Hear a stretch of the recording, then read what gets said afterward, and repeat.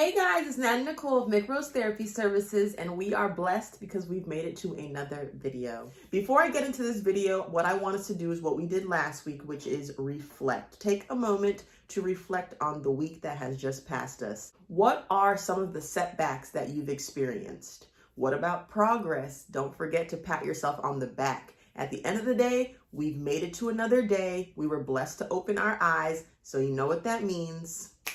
We have time to make the positive changes that we aspire. Another thing I want you guys to do during this reflection time is identify something that you are grateful for. And remember from last week, when we identify something that we're grateful for, another responsibility we have is to connect the emotions to it. All right, guys, so what I want to do in this video is I want to focus on the quote, "Misery loves company."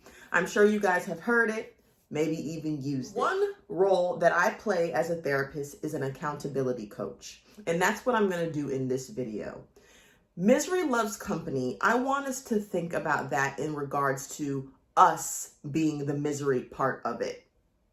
So more so, some of you may be skilled in the area where when you're having not the best day or when you're not in the best mood, you are able to compartmentalize, meaning you're able to put that in a certain area of your brain and not let it leak into other areas. But one thing about the Misery Loves Company quote that I think is important is us being responsible for knowing when we need to separate ourselves from others. Meaning, when you're in a state of misery, sadness, unhappiness, anger, it's your responsibility to identify that within yourself and also make sure you don't let it leak out onto other people. One thing that is for sure is that we all go through things. We all go through mood changes. We all go through sad times, angry times. But what is not fair is leaking that onto other people to the point that we taint their happiness. Whew, I just dropped a lot. Hold on, let me give you a second to process that. So one thing about the Misery Loves Company quote is that it's usually always us taking a mirror and pointing it to every direction but at ourselves. But as your accountability coach today, it's time we point the mirror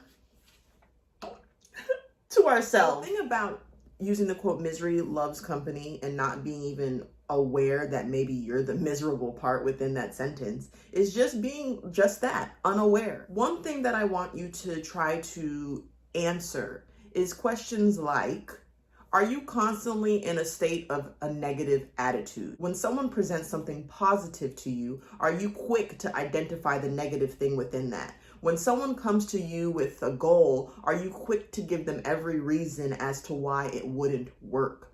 Are you continuously in conflict with different people, but it seems that the theme and the common denominator is usually you? I know that sometimes taking a mirror and having to look at our own imperfections can be overwhelming. And sometimes it's so overwhelming to the point where you need to, you already know, seek a therapist.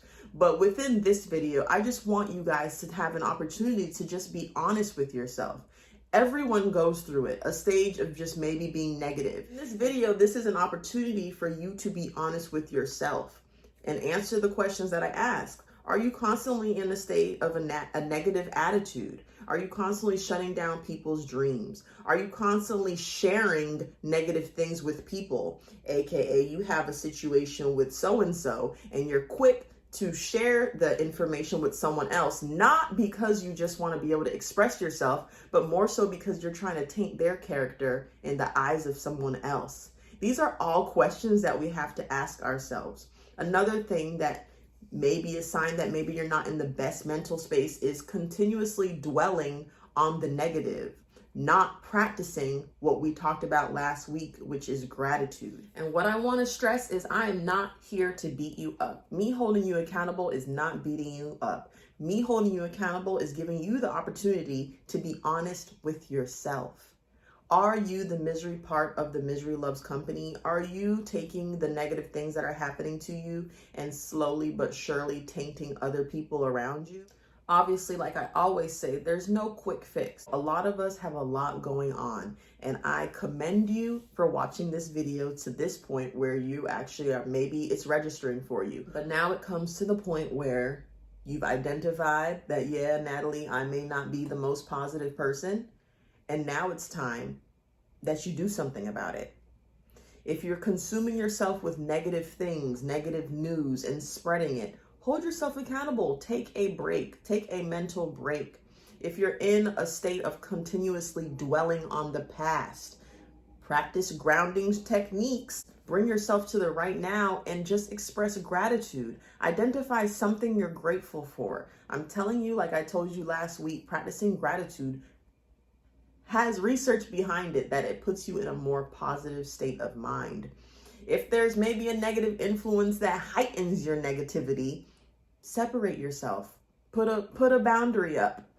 You guys, there's so many ways that we can slowly but surely take care of our mental health. Like I say all the time, don't misunderstand me. I understand that it's very difficult. It's not a quick fix. But with this video and you having the opportunity to hold yourself accountable, this is where you make a change. Practice gratitude. Practice time outs. Practice separating yourself from people. Practice when you're not in the best mental state. Do not call on other people to try to sort of make them pour into your negative bin. Also, when you're in a negative state of mind, be mindful of who you reach out to. Now, you know the friend that you probably shouldn't call if you're not in the best mood, because all she or he will do is amp you up even more. You know the friend or you know the family member that you can call who will be like, Natalie, relax.